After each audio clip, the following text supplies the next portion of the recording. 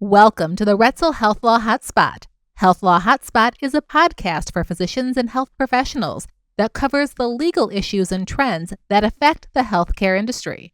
Hi, everyone. Welcome to the Health Law Hotspot. I'm Ericka Adler, shareholder and leader of the healthcare practice at Retzel and Andres.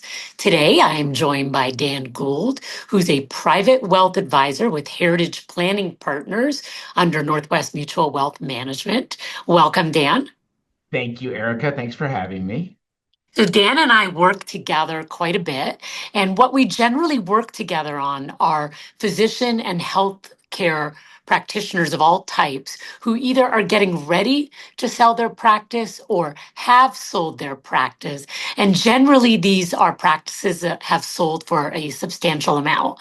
And what we like to do is work with our clients to make sure that they are planning ahead of time about how they're going to handle the influx of money that might be coming into them.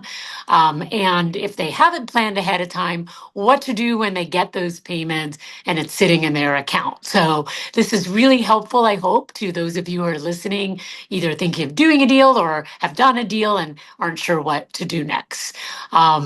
So thanks for joining me, Dan. And I know that's a big topic, but let's start with those people that come to you and they're talking about doing a deal. Tell me a little bit about the role that you play and some of the things that you wish people thought about or knew in advance. Well, that's a great start. So I actually had a conversation 2 nights ago with a couple dermatologists that were thinking of selling. And what we really do is figure out, like, number one, why? Why do we want to sell? And what are the various outcomes that could happen afterwards? So not only just like control the practice, what does that liquidity event mean for you? What does it mean for maybe your salaried physicians? What does it mean for your staff?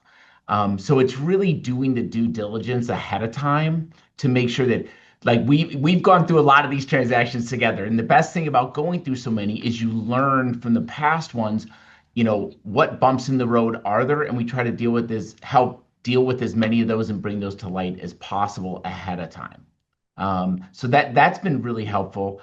I'd say, we do work a lot, including with investment bankers who specialize in that world also. So kind of building the team together and knowing what it's going to take from start to finish to have the right team in place to help with all of the various issues that a practice owner is going to deal with going through this process. So, in terms of, that you're going to sell, you're getting $10 million, let's say, what kind of steps does somebody, other than surrounding themselves with a team, are we talking about having to do an estate plan? Are we talking about setting up accounts? Like, what kind of actual steps might need to be taken before a deal happens to be prepared? Yeah, that's a great question. And obviously, a lot of people are always worried about taxes, and we're not an accountant and we're not giving tax advice. But I will give an opinion, I think that's shared by a lot of advisors, that given the current tax environment of federal long-term capital gains rates at 20%, it's a very favorable environment for physicians who are selling and how those dollars are treated. A lot of physicians are used to paying very high income tax, both federal and state, where a lot of the transactions, not all, but are treated predominantly as capital gains. I think that's a huge win for people right away. People do want to know what can be done ahead of time to potentially minimize even the capital gains tax that they pay. And there's a lot of different options. We talk about people about their charitable interests. Number one, there's something called a donor advised fund that people are allowed to gift highly appreciated stock to and get a tax deduction.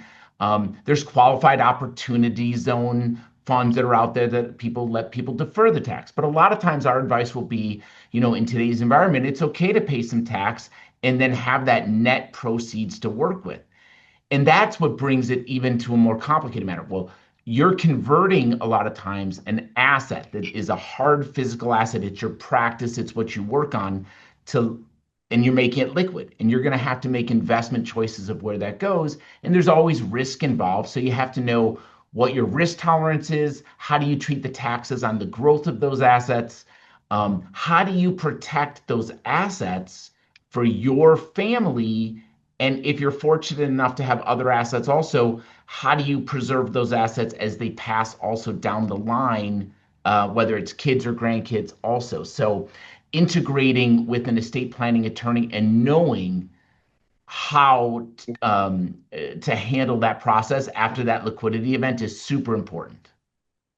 So, I mean, it sounds to me like before the deal, all we can really do is explore our options and surround ourselves with the team. The idea being that when the deal happens and you've suddenly got the money sitting in your account, right? That at that point it's not too late or anything, but then either you plan ahead or you have to start figuring out once it's sitting there. Is there any downside to not planning ahead of time, or is it really just as long as you jump on it and move quickly, it won't really matter? I mean, I do think it's always smart to plan ahead, right? And to work with the team and come up with ideas like what time of the year does a transaction happen? Are there things that can be done? Does a physician have outside income that they could potentially, work on like a cash balance pension plan or something to put significant sums of money away to offset the tax liability? If It's hard to tell people to look for tax losses right now. The stock market's been up 3.5 years. Most people don't have losses in their investment accounts to harvest. But if you did make a poor choice or accidentally buy the wrong fund and you've lost money, it's a great time to harvest those losses so that you can offset those against the gains. One key thing that we're running into, especially if you live in Illinois. If you live in Illinois, Washington State, Pennsylvania, New Jersey, New York, most those physicians are dealing with something that a lot of other people don't have to worry about around the country. The federal estate tax limit is $30 million for a couple that people can pass on to the next generation without inheritance taxes. Illinois and those other states have state taxes, state inheritance taxes or a wealth transfer tax. And basically, those start at much lower levels. They could start as much as $6 million or $8 million for a couple.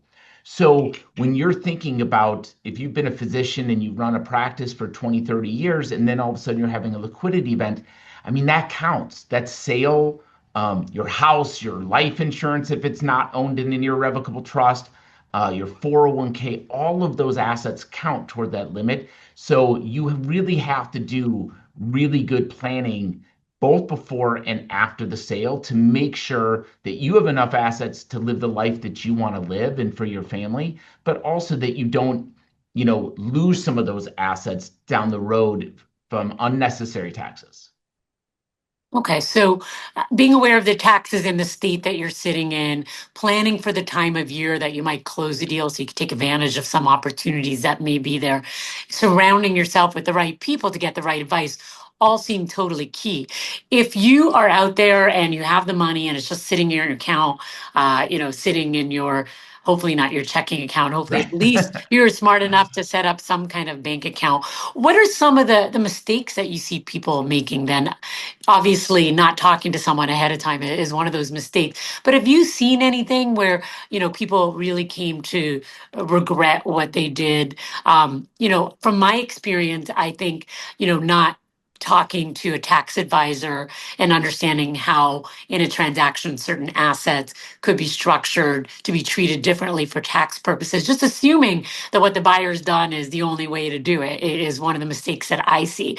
I'm not a tax person. I rely on people like you and the CPA and my tax partners. But what other kind of mistakes do you see people making that you wish you could warn them about ahead of I time? mean, we work super hard, and I think for clients and people is it, if you're fortunate, I mean, 10 years ago, 15 years ago, people used to hand over the key to a younger partner and maybe get a check for $25,000 and say, please take care of my patients. This is a different world that we're living in right now. And to me, we have to help people take advantage of that in every way. So when you have one of these transactions, if you're used to doing things by yourself, if you don't have a team around you, I think that's really important. From the investing side of things, how do you go about like I said, taking an illiquid asset that you've been in charge of, you've run, now it's a liquid asset and you have to decide where that's going to go.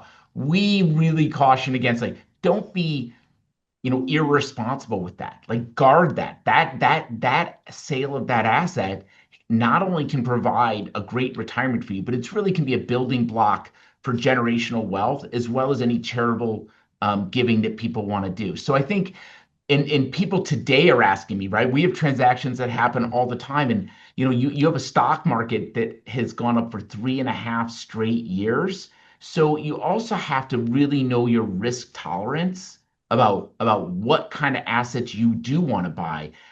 Do you take all that money and invest it at one time? Do you go slowly and dollar cost average it and look for better opportunities to deploy the capital?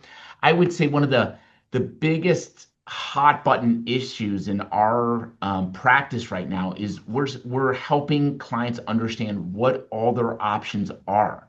And I think once you hit a certain degree of wealth, there are more opportunities on the investment front than just buying an index 500 fund or mutual funds or an ETF.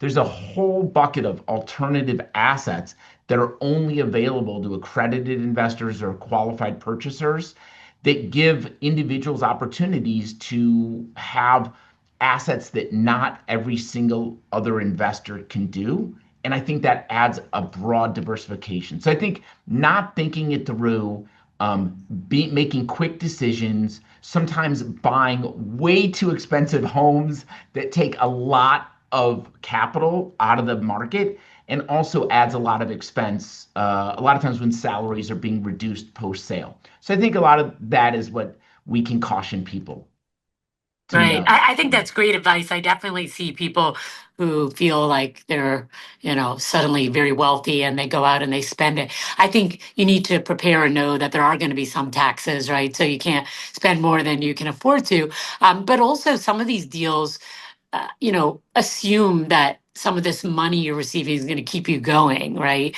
So you can't lock it all up and then not have it to use, to kind of operate your own needs going forward because you've invested it all. Some of that cash flow needs to be available. So sometimes that's a mistake that I see people making, and they just didn't understand the deal that they were agreeing to, or the idea that until they got the next part of the purchase price or until they hit certain Right. targets that there wasn't going to be any more money coming their way, right? Depends Yes. on how the Right. deal is structured. So I think that's really great advice. And I think the most important thing is knowing the role that everybody plays. So, I'm the lawyer. I will document the deal, explain the deal, but I'm not the one giving the tax advice. I'm not the one giving the investment advice.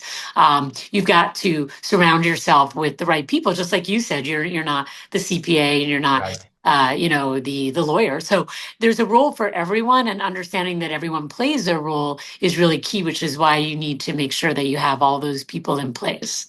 Yeah, you actually made me think of a few like really good things. And you said what do people think about before a sale? That absolutely goes back to, you want to run the numbers and know that post transaction, the physician's income, is that going to be enough to live your current life? And if it's it hopefully it is, right? But if it's not, it's a huge point on keeping that liquidity free and making sure that you kind of divide that pot into, well, what could help supplement that revenue from the practice versus what am I going to grow as capital? The other thing is a lot of people don't realize, when you get such a large transaction and you have these large sums of money, they're not in retirement accounts. This is liquid money that clients have access to and availability to. And sometimes the initial reaction is to keep large sums in cash to just feel safe and good about it and know you have something available. But a lot of our clients create an investment portfolio, but then they're also tied lines of credit to those portfolios, which gives them incredible flexibility of having liquidity while their money's invested. A lot of people save for like, a major emergency, but we never know, is that emergency going to be $10,000 or $100,000 or $1 million? And I think having lines of credit against your liquid assets that doesn't cost you anything unless you access it is a huge advantage of having liquidity because you can't do that with IRAs and 401ks. So I think for the first time in a lot of people's lives, they can actually be invested, but also have access to credit just in case of emergencies and things like that. Yeah, I think that's a great point. And one thing that we talked about just earlier on that I want to mention again is that estate planning is really key. So a lot of people don't realize that you create an estate plan, but you have to kind of follow through on it, meaning that if you have a trust or something like that that's going to go to your family, you actually have to put those investment accounts into the trust, right?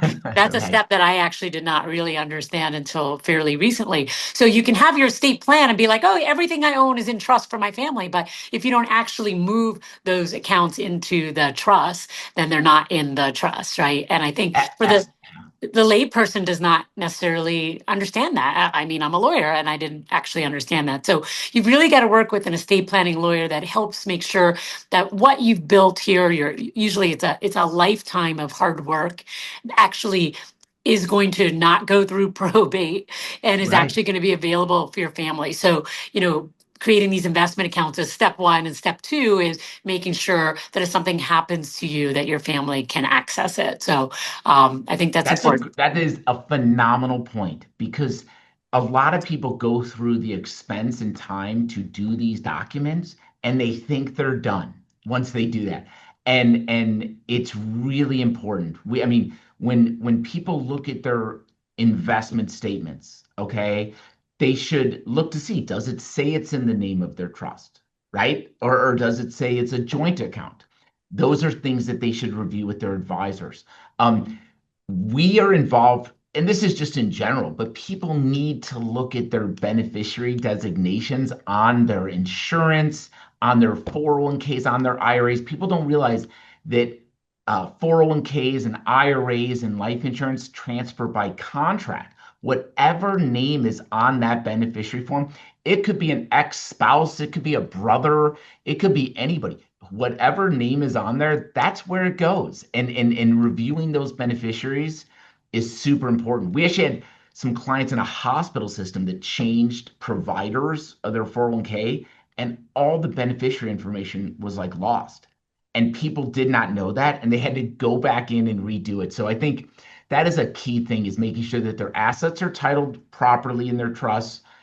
They review that with their estate attorney. They look at their beneficiary designations. A lot of times people forget about their houses, you know, and, changing a deed to a house to be titled, Right. appropriately. I mean, this is a lot of information. This is why people need teams, because you have lawyers, accountants, wealth advisors, insurance people to help people like be as bulletproof as Right. possible for all this. Right. And just one final point is, here you have somebody coming into some money, but they don't want to spend money sometimes to get this advice.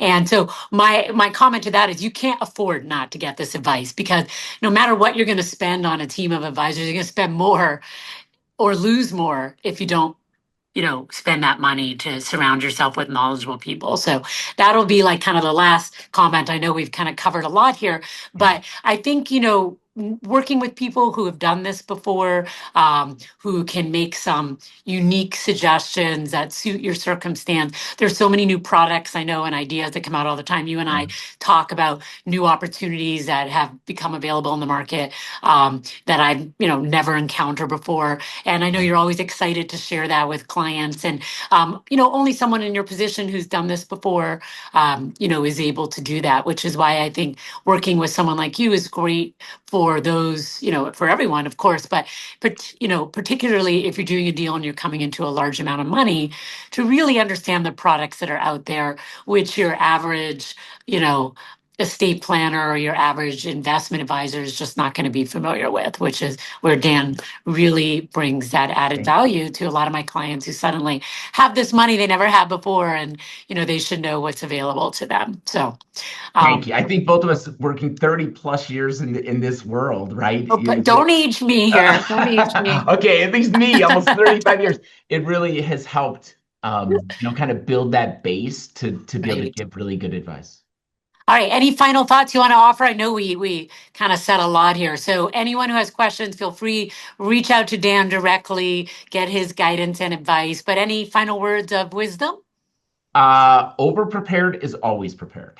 That's my final thoughts. These are big transactions, they're life changing, and it can have an amazing impact on your family, your future generations, and it's well worth the time, energy, and cost to do it the right way.